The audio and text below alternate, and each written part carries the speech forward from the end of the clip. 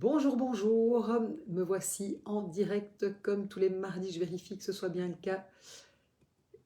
Voilà, pour ceux qui m'écoutent, voilà, c'est bon, je suis en direct. Donc pour ceux qui m'écoutent en replay, soyez gentils, mettez-moi comme d'habitude un petit hashtag replay. Et puis si vous êtes là en direct, n'hésitez pas à mettre un petit pouce, ça me ferait très plaisir de savoir que vous êtes là. Alors aujourd'hui, pour ce live, je voulais revenir sur un sujet qui, je pense, nous concerne tous, et c'est vous parler du sujet de la dispute. Alors je pense que personne n'aime se disputer, hein, parce que souvent, évidemment, on se dit que quand on se dispute, mais ce qu'il y a, c'est qu'on met à mal le lien, et donc c'est pour ça que beaucoup de couples évitent, hein, de se disputer.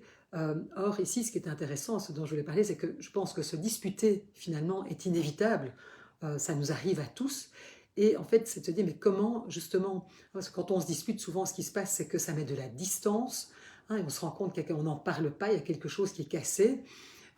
Or, en fait, tout l'art, et c'est ça, c'est l'art des couples heureux, et bien, des couples solides, c'est qu'ils arrivent finalement à quelque part, c'est pas qu'ils évitent la dispute, mais ils arrivent à se réparer après une dispute et en faire en fait une opportunité de créer de la connexion et du lien.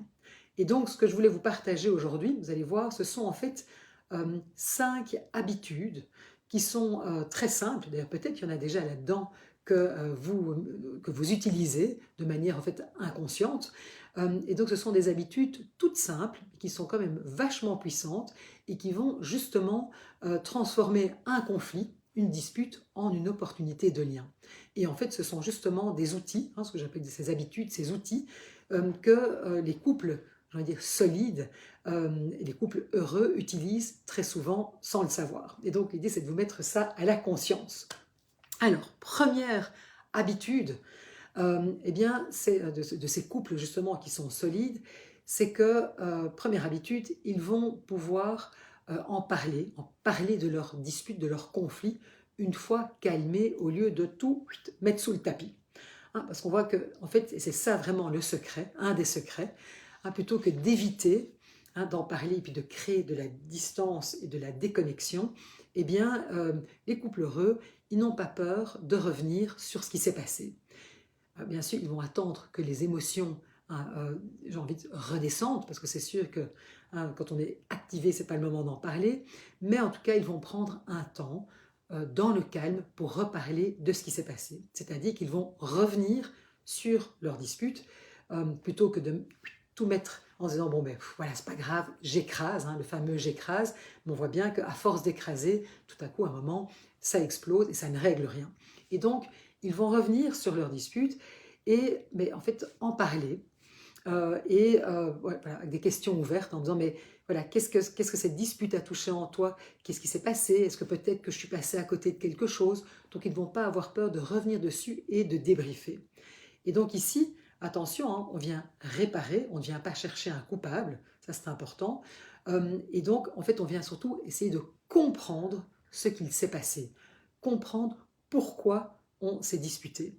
Et donc pourquoi c'est important de le faire, hein, et de revenir, d'en parler, de ne pas mettre ça sous le tapis, parce que comme je le disais, l'évitement, hein, souvent ce qu'on a tendance à faire, parce qu'on a peur, parce que justement on a peur souvent à perdre le lien, et bien justement l'évitement, ça va créer quoi? De la distance, et sur la longueur, comme ça s'accumule, ça va créer de la rancune. Et donc revenir sur notre différend, hein, sur le fait pourquoi est-ce qu'on s'est disputé, pourquoi est-ce qu'on a une altercation, ça permet de pouvoir valider l'expérience de l'autre et de clarifier les malentendus et de pouvoir s'ajuster. Okay, ça c'était la première habitude. Deuxième habitude, eh bien, c'est de prendre 20 minutes pour se réguler quelque part et revenir en douceur. C'est comme je le disais, pour pouvoir en parler, il ne faut pas en parler à chaud. C'est clair que moi j'ai toujours lorsqu'on est activé, c'est-à-dire lorsqu'on est dans une discussion où tout à coup ça vient toucher quelque chose chez nous et on rentre, on dit, dans une dispute, dans une altercation, dans un différend, parfois il y a des émotions qui sont trop fortes parce que ça vient toucher quelque chose de sensible chez nous, ça peut amener de la colère, de la frustration, un sentiment d'injustice, hein, souvent de, mais c'est pas juste, hein, ce que tu dis ou ce que tu fais ou ce que tu ne dis pas. Et donc, qu'est-ce qui se passe? Eh bien, notre cerveau rationnel, il va se mettre en pause, c'est-à-dire qu'on va être pris par l'émotion. Il va se mettre en mode alarme, et en fait, à ce moment-là, on ne sait plus écouter l'autre. C'est comme ça qu'on monte dans des escalades, et en fait, on ne s'écoute plus. Et donc à ce moment-là, ce qui est vraiment important, c'est de pouvoir faire ce temps de pause, de dire là, on se prend 20 minutes. Et en fait, les neurosciences nous ont montré, ça a été validé par les neurosciences, on a besoin de 20 minutes minimum pour pouvoir redescendre une fois qu'on a été activé. Et donc là, c'est vraiment pouvoir avoir cette sagesse, en fait, quelque part, plutôt que de partir en escalade, de se dire, ok, tu sais quoi, là, on fait une pause, mais on revient dans 20 minutes, quand on sera tous les deux plus doux et qu'on sera capable de s'entendre. Parce qu'en fait, la plus grande crainte, et souvent ce qui se passe, c'est qu'il y en a un des deux qui souvent d'ailleurs dit bah, ok, stop, stop, stop, je t'écoute plus, je pars. Mais l'autre, en fait, a peur qu'on ne revienne pas dessus, parce que c'est ça qui se passe, c'est qu'on met ça sous le tapis, et du coup, on est frustré parce qu'on ne parle jamais jusqu'au bout, peut-être, de la difficulté de ce qui s'est passé. Donc, deuxième habitude, donc cette première habitude, c'est de ne pas mettre sous le tapis et d'en reparler une fois calmé. Et justement, pour pouvoir faire ça, c'est de comprendre qu'il nous faut minimum ces 20 minutes pour permettre à notre système nerveux qui a été activé par justement notre altercation, notre différend, pour revenir au calme et pour pouvoir en parler. Et parfois, c'est vraiment ce qui peut aider, c'est de partir faire le tour du bloc, écouter de la musique, donc vraiment de trouver ce qui va vous permettre de revenir au calme de manière à pouvoir de nouveau écouter l'autre et comprendre ce qui se passe. Troisième bonne habitude, c'est d'utiliser le toucher comme lien pour dire en fait, on est toujours nous, je suis toujours là pour toi.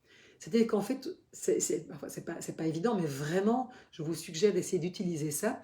C'est que parfois un simple geste, le fait de mettre sa main sur le bras de l'autre, sur la cuisse, peut vraiment apaiser, j'ai envie de dire, un orage. C'est-à-dire un câlin, une main posée sur l'épaule, sur le bras, une petite caresse, ça envoie le message, ça envoie quoi comme message? Ça veut dire en fait, je ne suis pas contre toi.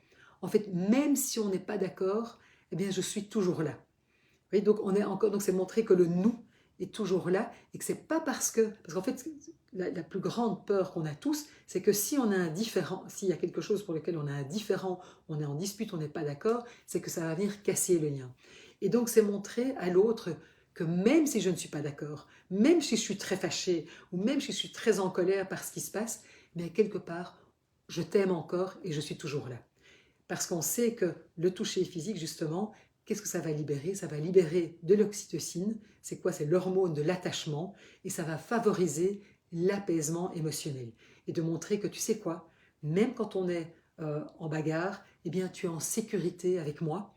Et donc je te rassure qu'on est toujours à deux face à ce qui se passe là, même si je peux être très fâchée. Okay. Alors, quatrième habitude, eh bien, c'est comme je disais, de revenir plus tard dans la journée ou le soir. C'est-à-dire que ce que les couples heureux, les couples qui durent mais de la bonne manière, j'ai envie de dire, dans le temps, qui ont une relation qui est satisfaisante, qui est aimante, eh bien, c'est qu'ils vont vérifier, ils vont prendre soin de vérifier régulièrement s'il reste une tension. Et du coup, ça évite en fait quelque part des rancunes silencieuses comme ça qui s'installent et qui évidemment abîment le couple et mettent de la distance. Et donc ils vont se dire que voilà, ils vont systématiquement se dire on ne termine pas la journée sans vérifier est-ce que c'est ok, même s'ils en ont reparlé, est-ce que c'est ok, est-ce que tout a été dit, est-ce que voilà, pour ne pas laisser traîner quand même un petit ressentiment, une insatisfaction, de montrer que voilà, je suis toujours présente à toi. Et donc, c'est faire un petit check-up du soir. Est-ce qu'il y a encore quelque chose que tu as besoin de me dire par rapport à ce qui s'est passé? Est-ce que tu veux peut-être me partager un truc que voilà, j'ai pas entendu ou auquel là, qui revient maintenant? Donc, c'est vraiment une manière de pouvoir faire ce petit rituel de ne pas se coucher fâché et de pouvoir vérifier que, en effet, on a bien parlé de tout, qu'on a vidé le problème. Et puis, je veux dire, la dernière habitude, la cinquième habitude, eh bien, c'est vraiment de se dire, en fait, que ce qui nous guide, de garder à l'esprit que ce qui nous guide, c'est l'amour. C'est l'amour qui les guide. Et c'est pas la logique, l'ego de vouloir avoir raison.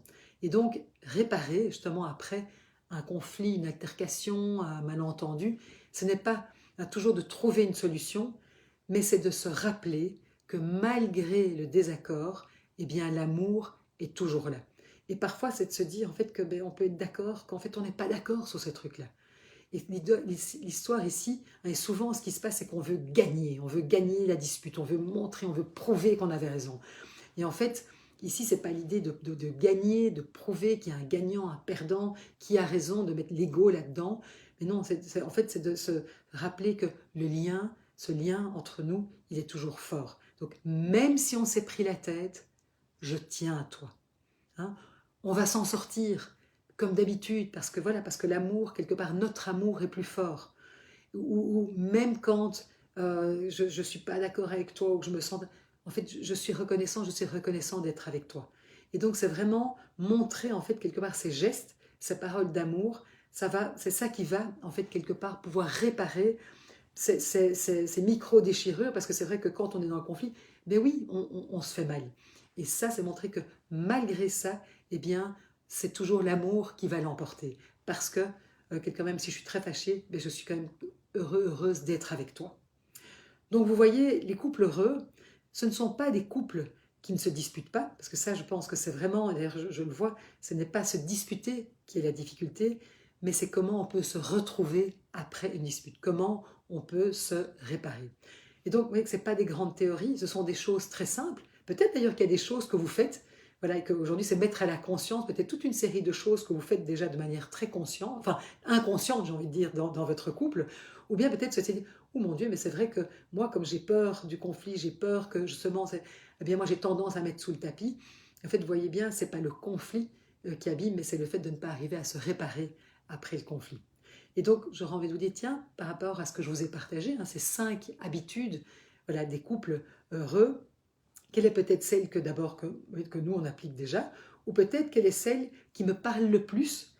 Et j'aurais envie de vous dire, qu'est-ce que vous êtes prêt à mettre en place là, dès aujourd'hui?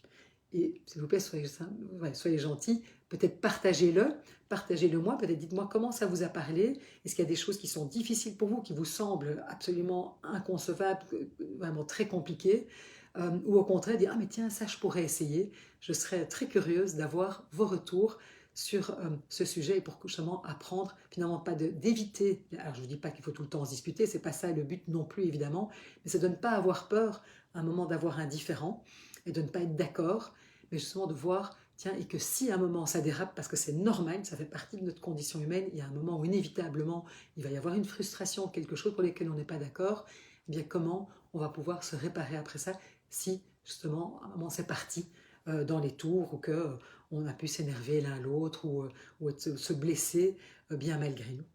Voilà ce que je voulais vous partager aujourd'hui et je serais ravie de pouvoir lire vos retours. Et si vous m'écoutez en replay, mettez-moi aussi un petit hashtag replay.